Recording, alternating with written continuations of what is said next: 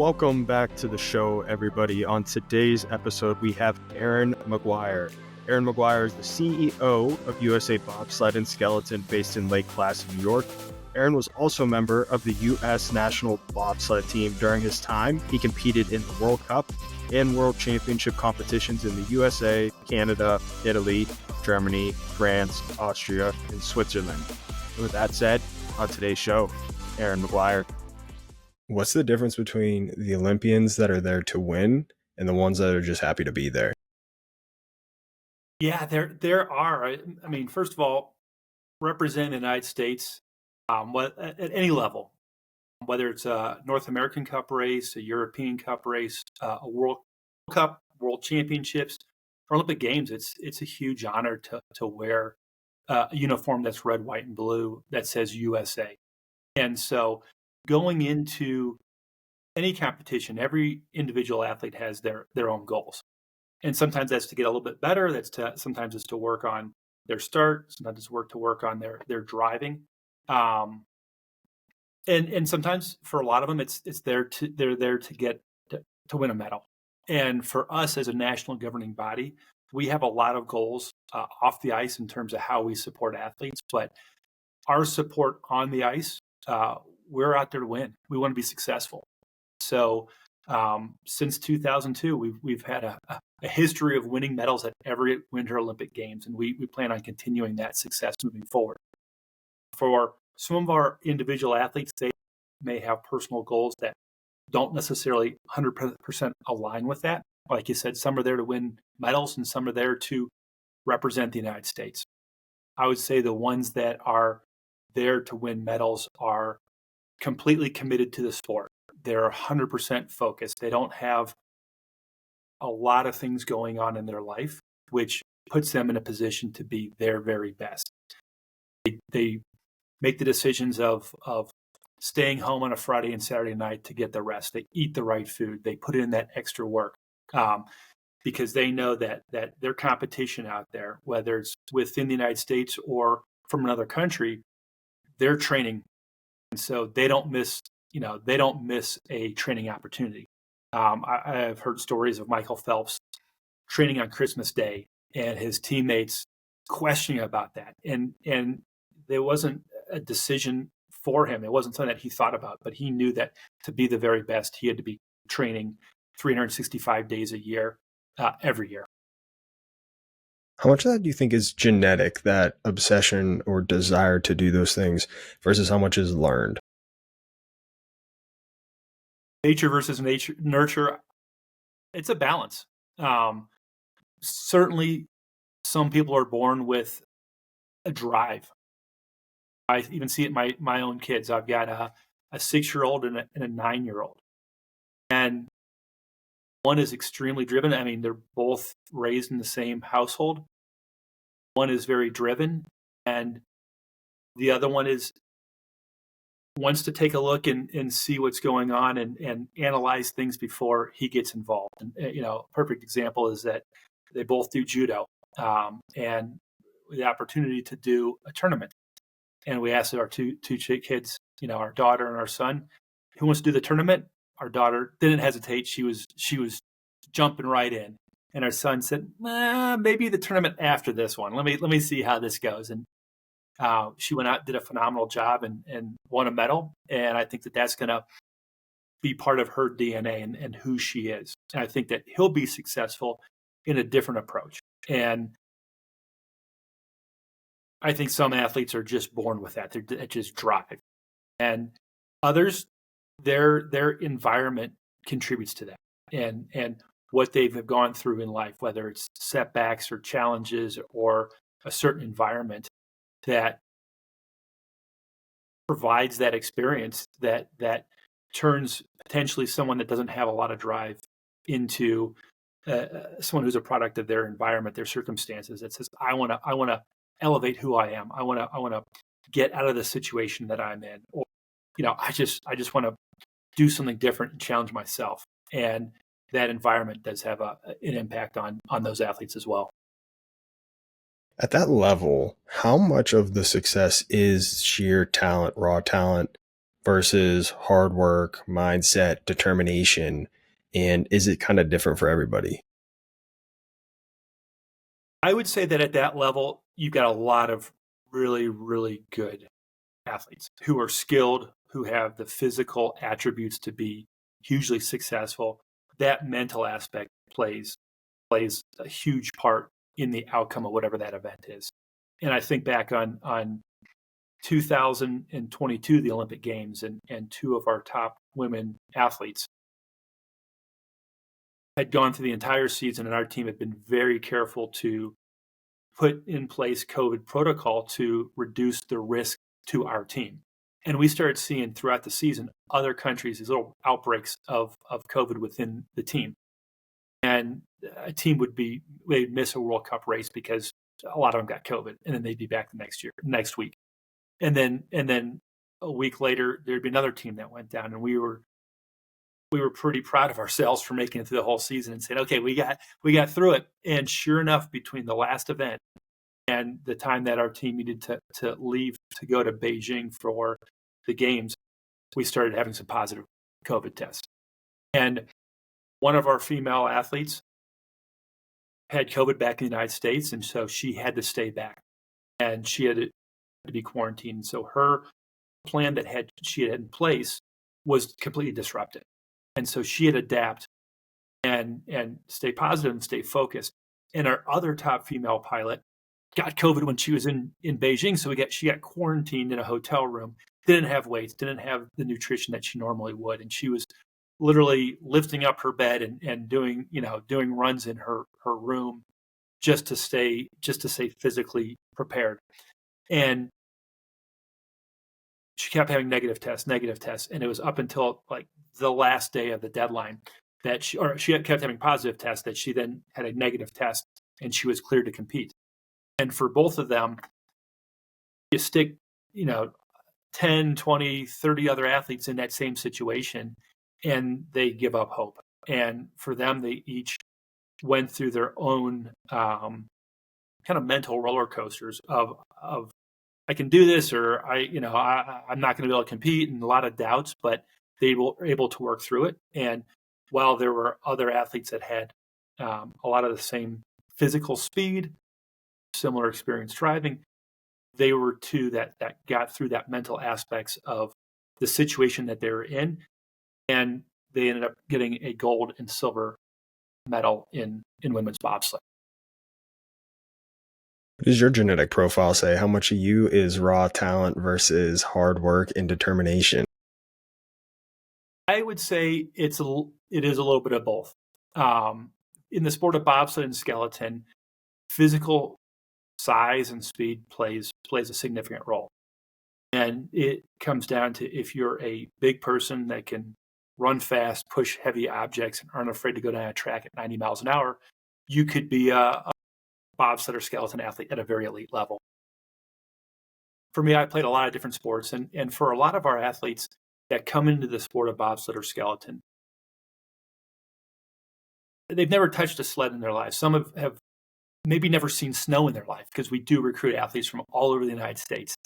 And for a majority of our athletes, they've played a different sport, and whether it's track and field or football or soccer or softball, and they have, again, the physical makeup, powerful, fast, explosive, and then they get pulled into the sport of bobsled or skeleton. They push a sled for the first time in their early 20s. So physical size plays a role. For me, a big guy, 6'2", 200, get up to 220, 225 pounds. So I fit that physical profile. But one of the things that helped me is that I had a very high work ethic. And I knew that a lot of times that I couldn't necessarily control my competition of how much, how skilled they were within, a certain skill set. But I knew that I could control how much work I put into it. And so I remember I ran track and field in college, and I came in as being a walk-on athlete, competed in the hurdles and pole vault in high school. And after the first year, my coach pulled me aside and said, "Hey, Aaron, we recognize that you work really hard. You're doing all the right things. But to be honest with you, you're not quite good enough in either pole vault or hurdles to be a specialist. But we still think you can be very successful. So we're going to introduce you to an event called the decathlon. And in the decathlon, you're doing 10 events over 2 days." And he said, all you need to do is work hard and be average in those 10 events. And if you do those two things, then you'll be successful. And I learning more about it, I thought, that really aligns with who I am, and becoming kind of a jack of all trades, and learning how to throw a shot put, do the high jump, throw the javelin, run everybody's dreaded 1,500 or mile run at the very end. And so over a couple of years of doing that, I ended up earning a scholarship and breaking the school record. And that was really a result of my dedication, my work ethic in the sport. And by actually making that transition from doing 1 or 2 events in track and field into doing 10 events, I had been training for the sport of bobsled for years, and I just didn't even know it. And the plyometrics, the squats, the Olympic lifts, the sprints, those are all exactly the same training that you do for the sport of bobsled. And so when I made that transition, it was very seamless, because little did I know, I had been training for the sport of bobsled for years leading into trying it out for the first time. The stars aligned perfectly for you. Maybe what kept you going all the times where you probably easily could have quit? You start as a walk-on, they tell you you're not good enough to specialize, then you go to the decathlon. How did you keep going? What kept you moving? I would say for myself, I always like to push myself to see how far I possibly can get. And for me, it is there's a component that is rewarding, and going and running a race and winning it, or finishing the top 3. That's rewarding. But I think for me, it's one of the things that is rewarding is to see how far I can push myself, and what I can do, physically as being an athlete, mentally as being an athlete, but then also push myself now within my professional career. And so there's always going to be setbacks, and whether it's an athletic career or a professional career, or within your community or your family, friends. And when you have those setbacks, one of the things that I identified very early on was that growth mindset. And how do you take that setback or failure and learn from it, and then move forward, and then take what I've learned from that setback or failure and make it part of who I am, or rethink what I do, or change what I've done in order to be successful on that next time. Your story is interesting because you end up in places where you weren't supposed to be. You were a walk-on, set a school record, become an Olympian. Supposed to be a high school science teacher, and now you're the CEO of Bobsled and Skeleton. How'd that happen? Yeah, and just to correct you there, unfortunately, I missed the Olympic team. I didn't compete at the Olympics, but I did just about everything else there is in the sport of bobsled. I competed at the World Cup level in Italy, Germany, Switzerland, France, Austria, Canada, the United States. Competed at the World Championships, and so certainly had an amazing career. Close enough. Yeah, close enough there. I appreciate that. But want to give due respect to those that made it there. But yeah, you're right. I had a great experience in high school, and you mentioned being a high school science teacher, and that's really what I got my undergraduate in and degree in. And because of that positive experience, I wanted to be a high school teacher and science teacher, and so went and got my undergraduate degree there. And so in a parallel universe, I'm teaching physics and velocity and Newton's laws to high school students. But because of my collegiate track and field experience, that was a really positive impact on my life. And so from there, that got me into actually coaching. That got me into the sport of bobsled. That experience then representing the United States and competing all around the world made me say, you know what, I want to stay involved in the Olympic movement.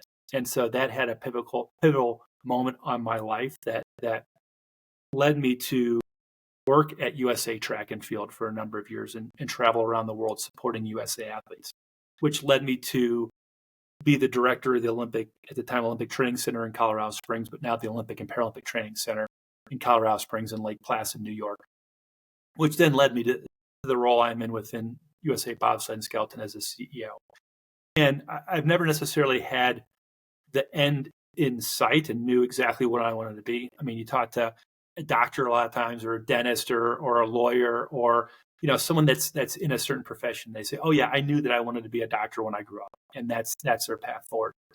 For me, I think it's like that choose your own adventure book. I don't know if you ever had those when you were growing up, or you get to a certain page, it'd say, if you want to, you're going through you're on a treasure hunt, you get to a cave, and it says turn to page 25 if you want to take a right down the corridor, or 36 if you want to take a left. And I think life is really a choose your own adventure book. And the number of options that are available and the doors that you can walk through are really on you. And that comes down to a lot of different things. That comes down to experience, that comes down to networking, education. Sometimes it's being in the right place at the right time. And so for me, I always want to have as many options available. I want to have as many doors open that I possibly can in order to make the best decision at that point in my life. And so when I was working at USA Track and Field, and I had just gone to the 2008 Olympic Games in Beijing, China, to support the team. I was the team leader there. I realized that I wanted to stay involved in the Olympic and Paralympic movement, but I knew that my experience alone and my secondary education degree were only going to take me so far. So I decided that after 2008, I'd go back to school and earn my MBA, get my master's in business administration. And I knew that knowledge of understanding marketing, operations, finance, that would all be important knowledge for me to have in order to grow within USA Track and Field or grow within some other opportunity. And, I didn't necessarily know what that next step was, but I knew that I was doing the right thing in order to create those opportunities, those options at some point in my life. And so it's almost like training. And you may be training for an event that's not for 3 months or 6 months or a year. And sometimes for our Olympic athletes, an event that may not be 4 years, until 4 years away, but you're doing the right things. You're creating that foundational base that allows you to make decisions, put yourself in a good position to be successful. And so after going to London in 2012, I finished my MBA, and I was at that time saying, okay, I'm going to look around to see what else is out there. And the opportunity to be the director of the Olympic Training Center opened up here in Colorado Springs, where I am now.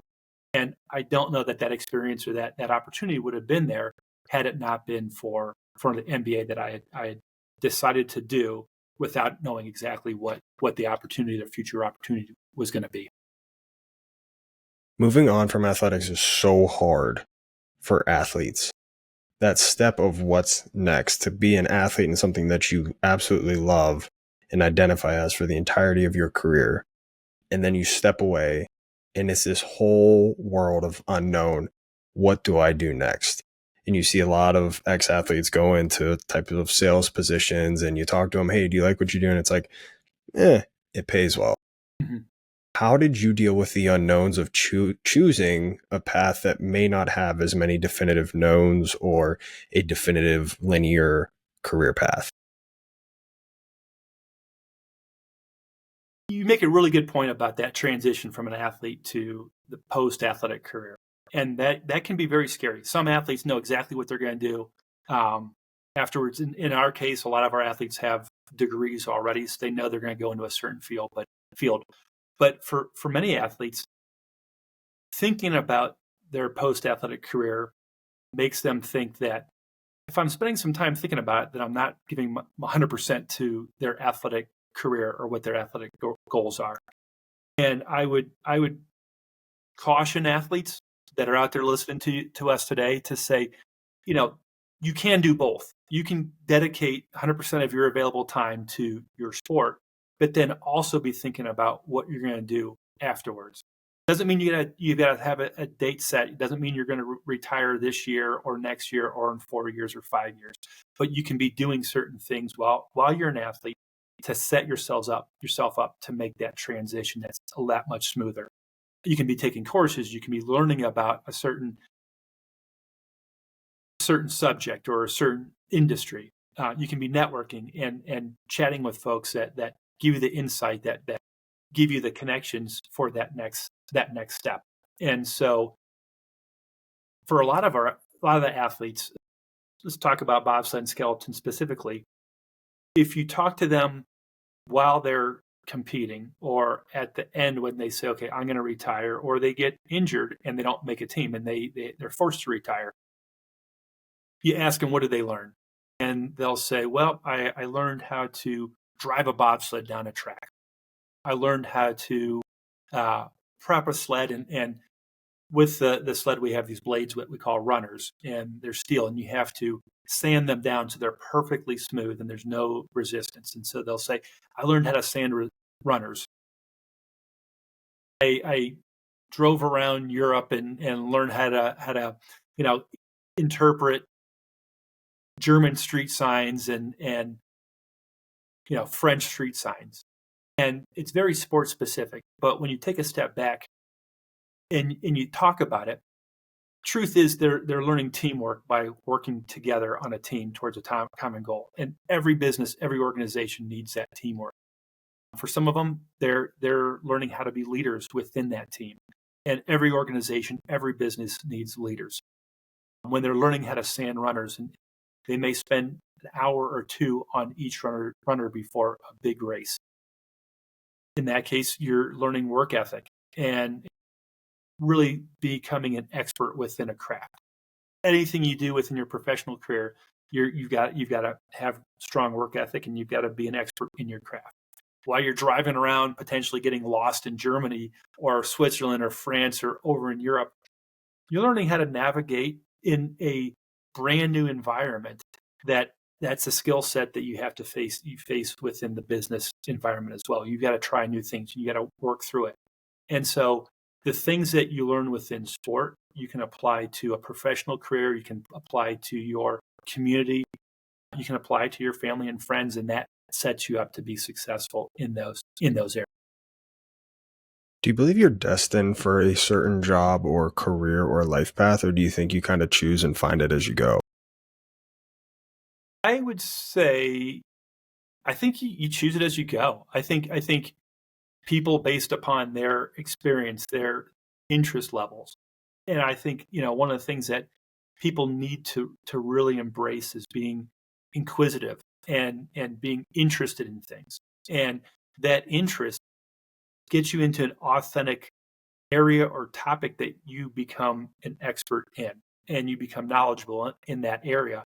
And by becoming knowledgeable in the area, then that sets you up to potentially be successful in that area. So I think some people have physical advantages, especially when it comes to sports. I mean, there's some crazy percentage that if you're 7 feet or taller, you're probably playing in the NBA.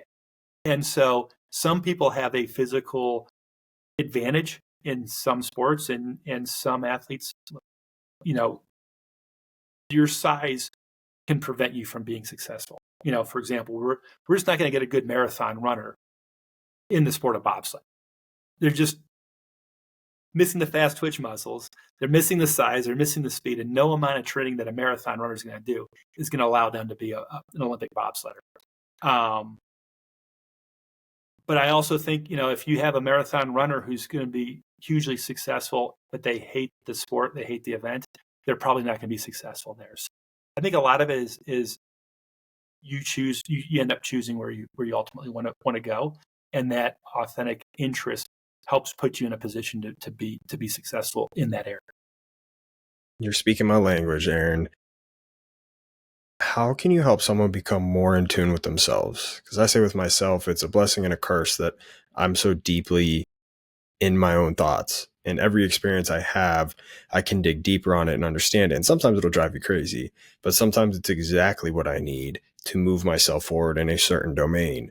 Some people aren't like that. So how can you become more in tune with yourself and in your thoughts and the meaning behind them? self-awareness is extremely important. And I think some people are very self-aware of who they are. And other people are just kind of living life and happy to be there or frustrated to be there and just kind of going along without necessarily thinking about who they are. I would say two ways that people can really identify who they are and where their interests lie and what's important to them is one is engaging and having conversations with people and asking questions of of the other person. This is a perfect example of us having a conversation. And I'd say that I learn about who I am based on questions that I ask other people because they will provide an answer. And I'll either agree with that answer or disagree. Whether it's agreeing or disagreeing, that will teach me something about myself. And inevitably, with that conversation, they're going to ask me questions as well. And a lot of times that forces me to think about, okay, what do I believe in? What are my values? Who am I? And just by that thought process of analyzing who you are and responding, you do learn about yourself. And so those conversations between two people or a group of people really help you identify what's important and who you are. And I think the other thing is journaling and writing down your thoughts. And I know for myself that I am not the best journalist or diary writer or however you want to write it or say it. But I always do have a document open on my computer.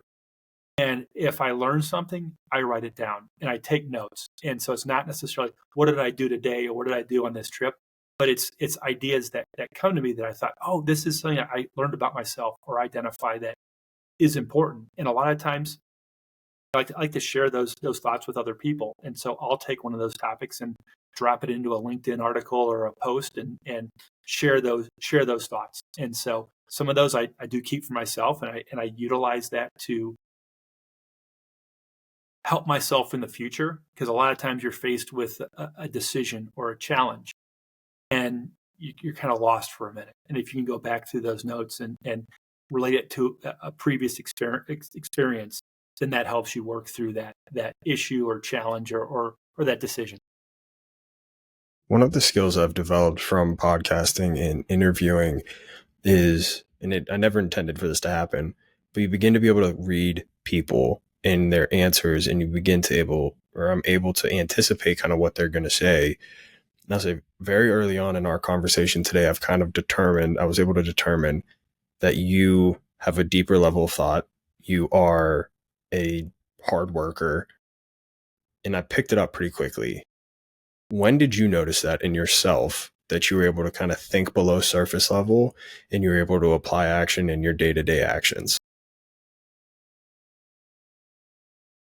I think for the most part, I'm thinking about going through elementary school and high school and college, and a lot of times you're just trying to survive and you're just trying to get through it. And that survival mechanism, you do learn things without even realizing it. It does shape who you are. And I think about my college experience, and I'll be honest with you, I don't remember some of the specifics of my undergraduate. I don't remember some of the calculus stuff I learned. Like if someone gave me a calculus problem right now, I would have no clue how to get through it.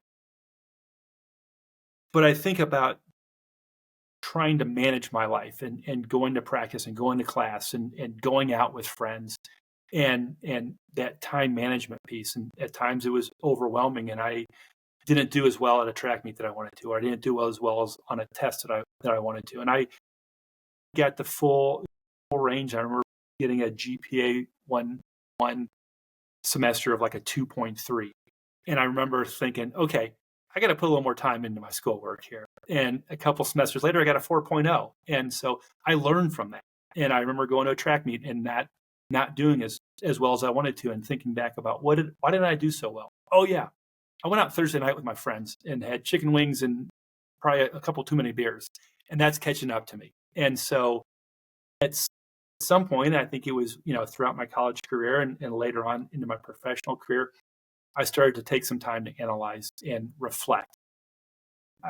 One of the things that I really learned, and that was during my time with USA Track and Field. And so I was responsible along with a few other people, of all the logistics of getting USA athletes from the United States to whatever major competition they were going to.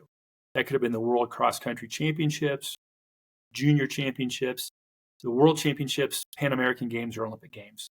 And we typically had 5 or 6 major events, and those events could have been in Europe, had a lot of trips to Asia, a number to Africa, the Middle East, and a few to Central and South America. So pretty much every area of the world we were going to.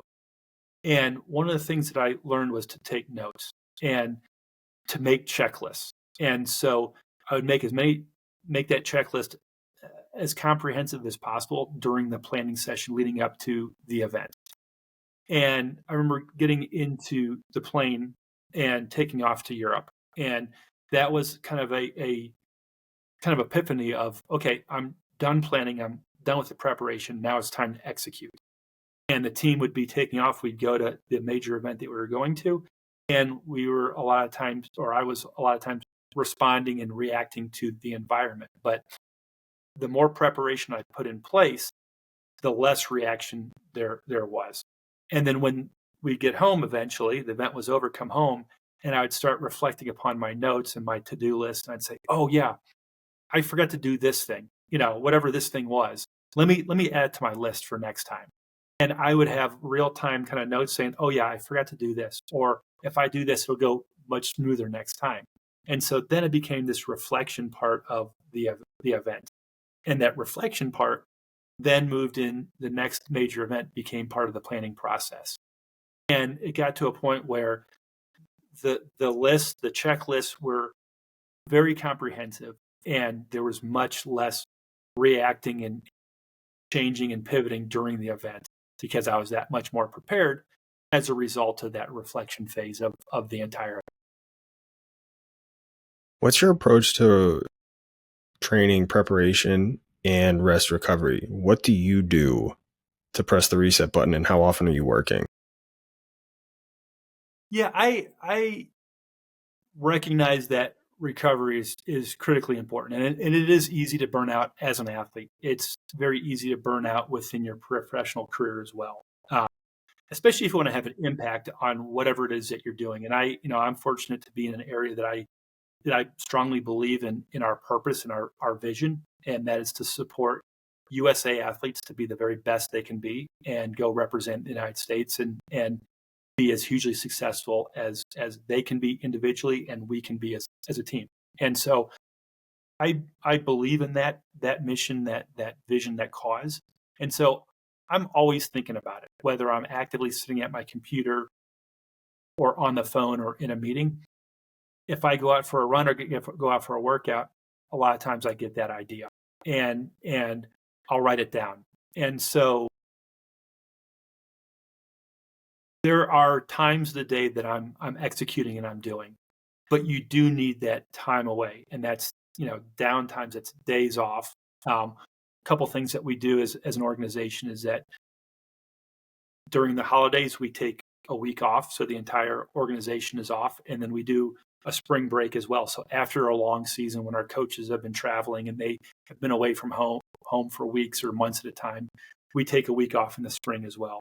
And so by shutting down the entire organization, for the most part, other than kind of, mission critical things, everybody gets away from the computers, away from the phone, away from email. And those 2 breaks are really helpful for recovery, for resetting, and then creative thought. And I do believe strongly that it is important to take days off. It's important to take vacation and get away from the computer, because a lot of times you're just executing from the kind of like the morning to the night. You're answering emails, you're planning, you're strategically thinking. And there isn't a great opportunity to do both at the same time. Execute and do tasks, or interact and then have some creative ideas. And so it's really those times away that you start to have those creative ideas. And I often think about road trips or getting away from home. And I remember doing a couple road trips and thinking, the further away from home or the office I got, the more creative my mind started thinking. And so it's always important for me to write those creative ideas down and then come back and say, okay, how can we implement one or two of these ideas? How much of work feels like work to you versus how much is play or enjoyment? I don't know that there's a whole lot of play. There is enjoyment, and it is rewarding. I think that there is important times to play. And during that play time is and this is one of the things that adults are really bad at. And as kids, you're great at just playing and having unstructured time and going outside and having fun. And adults are not good at that, but adults need to do that. And so, my kids have re-engaged me into building Lego sets. And so I work with them on their sets, and then I oftentimes have my own set that I'm playing with and building. And that's kind of takes my mind and refocuses it on something else. And that's a lot of times, if I'm building a cool Lego set, I get some creative ideas. Going out mountain biking, that's play for me. And when I'm mountain biking, I get creative ideas. For us as an organization within our team, we have found that for about 1 week a year, we get together, our coaches, our staff, and our core group of athletes get together and we do a team camp. And that team camp is not about bobsled and skeleton technique. It's not about how to push a bobsled faster. It's not about working out in the gym. It's about sharing ideas and sharing information. It's about having some good open discussion, collaborative discussion to identify issues, challenges, solutions. And then the last part is team building and having fun. And so the last few years we've gone to Charlotte, North Carolina, where they have a whitewater center. So the team will go out and do some whitewater rafting together. We'll do ropes courses together, and we will play. And it's during that time that you're playing and not thinking about work, not thinking about training in the Olympic Games, that you kind of let your guard down and you're open to building those relationships or strengthening those relationships. And when we get into the stressful part of the season where we are faced with challenges, then by building those relationships during the off season and getting to know each other, then it's that much easier to work through a challenge as a group or as individuals or as a program. How do you know if you're growing versus if you're not? Do you do hard things, or what's your measurement of growth? As an organization, for me, it's really important to have as many hard metrics that you possibly can, objective metrics. And so we do annual performance reviews for myself, along with all the coaches and staff. And a lot of times people think, oh, geez, we got to do these again. And they, it feels like it's check the box. And I got to take some time away from what I'm really doing, the real work, in order to take a step and sit down and spend an hour or so filling out a kind of a general form. But the nice thing about doing that is that it does force you to reflect on what you've done over the last year and what you want to do moving forward. And so for some of our coaches and staff who've been doing this for the last 4 or 5 years, they're now able to go back to say, okay, what was I working on 4 years ago? And it surprises you. And you think about it, you're like, oh my goodness, I can't believe that I was spending time on this, because it's just now part of the nature of what we do. And it's normal. And you go back and you reflect on that situation. You think, boy, I remember how this change felt like such a big, drastic change at the time. And you're like, now it just seems like it's normal. It's kind of every day. It's something that we've adopted. And so that really does help us as an organization to say, okay, what's the vision? And for me, the vision is always going to be, where are we today and where do we aspire to be? And so that's forward looking.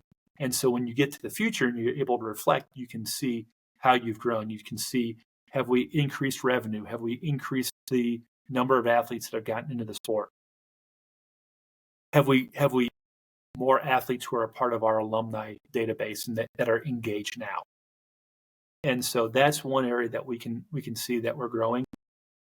I'd say on an individual level, a lot of what I do on the professional side is reflecting back on those annual performance reviews and things that I've individually focused in on.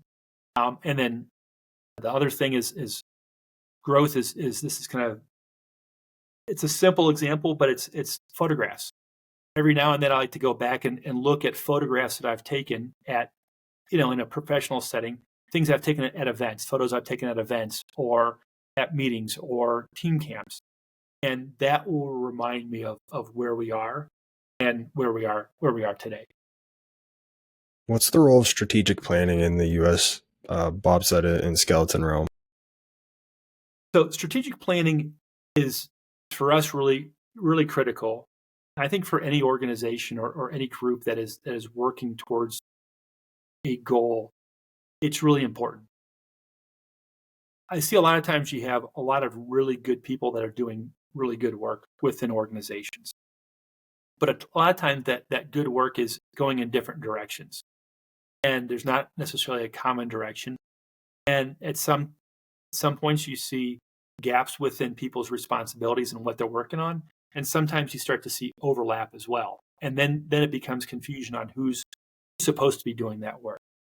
And so for us as an organization, one of the things that we did very early in my involvement within USA Bobsled and Skeleton is we brought together our members of our board of directors, all of our key stakeholders. So that was our members of our board of directors, coaches, staff members, athletes, and some of our key partners. For example, for us, our 2 tracks in the United States in Lake Placid and Park City are 2 of our closest partners, along with people from the U.S. Olympic and Paralympic Committee.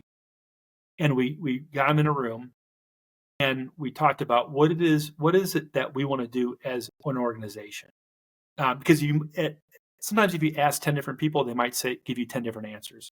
And they're all right answers. But if they're giving you 10 different answers, that might mean that we're going in 10 different directions and not being effective or efficient as an organization. And so we got a group together. We talked about what it is that we want to accomplish. And we did set a 6-year time horizon to say, okay, this is 2020. We want to take this from 2020 up to 2026 through the Olympic Games in Italy. Again, going back to vision, where are we today? Where do we want to be in the future? And so we took those ideas. We identified what were the top ideas or top goals that we want to accomplish, and we put those down on paper. Then we took those goals as an organization that everybody could agree with, that were very important. They may not have been their exact number 1, 2, or 3, but they recognized that for majority of people, those were collectively the most important things that we need to accomplish as an organization.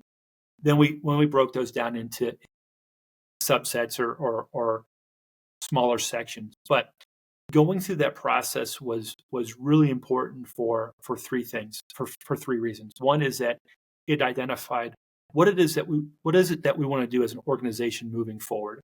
It narrowed that focus, and everybody could agree that this is kind of the destination that we're working towards. Number 2, it identified what is it that we're not going to focus in on. There could be a lot of other things that are important out there or positive or good, but if we try and do everything, if we try and be all things to all people and try and do everything, then we're just going to be, so at a lot of things, and we really need to be good at a few things. And then the last thing that process allowed us to do was to create buy-in from all of our key stakeholders. If you just have one person or the board of directors by themselves in isolation or in a silo, identify what the organization is going to do, and they hand it out to you on a piece of paper or a real fancy presentation or a dry erase board, a lot of people are going to be apprehensive and they're going to feel like they're being told what to do as opposed to being part of the process. And so by including everybody, we were able to bring together a lot of ideas. We were able to listen to a lot of people and take a lot of those ideas and put them down on paper. And while not everybody had everything they said part of the strategic plan, everybody had things that they had included in there. And so you could see your fingerprints, you could see your involvement on that strategic plan. And that really helped create buy-in from our board of directors to our coaches, to our staff, to our athletes, and our key partners. If you're bought into what you're doing, then you really want that mission, that organization to be successful, and you're going to do everything you can to contribute to be part of that success. With all this being said, when a decision is being made, ultimately it's you that has to make the decision, or at least from the outside, it's perceived to be that way. How do you handle the pressure of knowing that you have to advance and meet certain metrics and knowing that more or less you're the one who's going to take the heat for it? Decision making is definitely a process. And I think the first thing I always think about in a decision making process is, when does that decision need to be made? And sometimes it's a emergency situation or an urgent situation. You have to make a decision in the next few minutes or in the next few hours. Other times you don't necessarily have to make that decision for a week or a few weeks or a month. And so whatever time you have available, for me, whatever time I have available, I'm trying to gather in as much helpful information as possible. And I think that sometimes people can get overwhelmed with information that's not relevant or not important, and that doesn't really help out with that decision-making process. But for me, if I feel like if I am as informed as possible, then I am going to make the best possible decision that I possibly can. So there are certain times that I make decisions, and there's certain times that I will defer to one of our staff members or one of our coaches, because they may be in a better position to make that decision. And I'll rely on them and really count on their insights or their perspective, their knowledge, to make the best possible decision. There are times that I may override them, and they may want to do one thing, but I have awareness or line of sight or more information just based on the role I'm in. And I might say, okay, if we make that decision, it will be what's best for that environment right there, or that situation. But it's going to have a negative effect on this area over here, and which would actually be detrimental or actually worse. And so while you believe that this is the best course of action, we're going to have to. A lot of times I'll say to them, we're going to go in a different direction, but if it doesn't work out, that's on me, and I'll take the heat for that. And we'll have to live with those consequences. One of the things that really helps me is that making some very important decisions can be scary at times and create stress or anxiety. And for me, I've always kept that growth mindset and say, okay, we've gotten the input from the most important people that know that situation. They're experts in that situation. I've collected the information, and now we're going to make the best possible decision we can moving forward. And if I've taken the time to listen to experts, to listen to the coaches, the staff, the athletes, collect that information, then most of the time it ends in a good result. Sometimes we just get blindsided by something, and it's something that's not on a radar, and it ends up being, not the right decision. Fortunately, nothing has been too catastrophic that it's shut the organization down or people have suffered or athletes have missed opportunities. But we learn from it, and I learn from it. And when faced with a similar type of decision in the future, I can draw upon that past experience to make a better decision the next time. How important is it for you to be liked?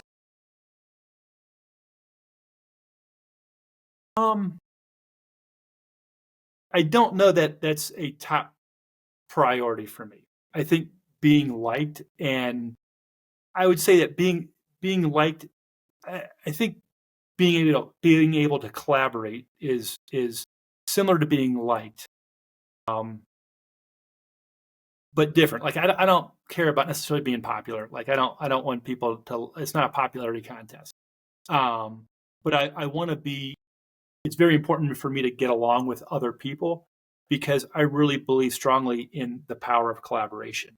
And if I'm a jerk, if I treat people poorly, if I'm rude to people, and I'm not liked, then it's going to make it that much harder to be collaborative and work with other people. But I believe strongly in being respectful to other people, treating people well, being generally friendly to people. And that's just kind of who I am. I'm an optimistic person. And I'd much rather go through life enjoying it and doing things with other people in a positive way to get to a positive outcome. But I don't believe that being liked takes a priority over making the right decision for the organization. And so a lot of times there are decisions that need to be made that people don't agree with, they don't like, and they kind of hold it against you personally because you're either the decision maker or the person that's communicating the decision, and you're the messenger. And so for me, it's important for me to make sure that we stay true to the values of the organization, stay true to my values, and do what's best for the program, for the athletes, and for the organization. And a lot of times that, I will take some heat, or someone will disagree with me or be mad at me, and I just have to live with it. But I think if we're making the best decision, then at the end of the day, that's more important than being liked. What are you most excited about where the sport is now and maybe where it's going here in the near future? The sport's been through a lot of ups and downs. Both bobsled and skeleton. Skeleton became an Olympic sport in 2002. There's been times that the U.S. team has been tremendously successful on the track. There's times that the organization and the team has faced challenges and not been as successful on the track. I am excited that we're doing a lot more. Our scope of involvement is wider than it's been in the past, where we're thinking about mental health resources for athletes and thinking about, what does the sport have on the impact of who they are, and creating an environment where they can look back on their experience, no matter how far they get in the path, whether it's a national team or Olympic gold medalist, they can look back at some point and say, that was a valuable experience for me, and that had a positive impact on who I am, and that experience helped set me up for my future. So I'm excited about what it is that we are doing within the sports space, and then outside that sports space. We're thinking much more holistically as country, as an Olympic and Paralympic program. For a long time, there was just a lot of focus on medals, and now we've broadened that to medals. From medals, they're still very important to us, but it's what's the impact to that the person, the human side of those individuals. And so that's really exciting to me. As the Olympic and Paralympic movement, the last couple games, 2020 and 2022, those were COVID games. And so there weren't fans, there weren't spectators there. Time change had a significant impact, and they were both in Asia. And so people would wake up and they'd see the results. And I think culturally, we weren't ready to see results when we wake up. And that kind of disappointed the actually engaging in the competition. And you're like, oh, I saw that the team won or lost. I don't need to watch it now. But I think culturally we've changed, and we're okay seeing results. And that is almost kind of a teaser or a movie trailer to say, oh, wait, this is an interesting outcome. How did this happen? And that engages, a lot of us to say, how did the competition go? And so for a lot of times, I think a lot of majority of Americans, if they see the results ahead of time, they want to know how those results came to be. And so that's engaging even further. So Paris was hugely successful. USA did tremendously well. Paris did an amazing job of hosting the games and integrating the city into the venues. The coverage was incredible. There was the gold zone throughout the day, so you could watch however you wanted to. And so you had the gold zone, which is like NFL red zone, which you had your commentators, in live real time, jumping around to event to event to event, highlighting certain events. You could watch the games that way. You could choose, kind of going back to your own adventure, you could choose to watch table tennis all day if you wanted to, or you could jump around from event to event during the gold zone, or you could wait till the evening and watch the curated highlights show with Mike and Snoop. And that was incredible. And Snoop did an incredible job really enjoying the games from an authentic perspective. and learning about it, learning about the sports along with all of us. And so I would say the Olympic and Paralympic broadcast, more coverage for the Paralympic Games than ever in history. And that's setting the stage for something that's going to be tremendous, that's going to have a massive impact on the United States. And that's the Summer Games returning to U.S. soil in LA in 2028.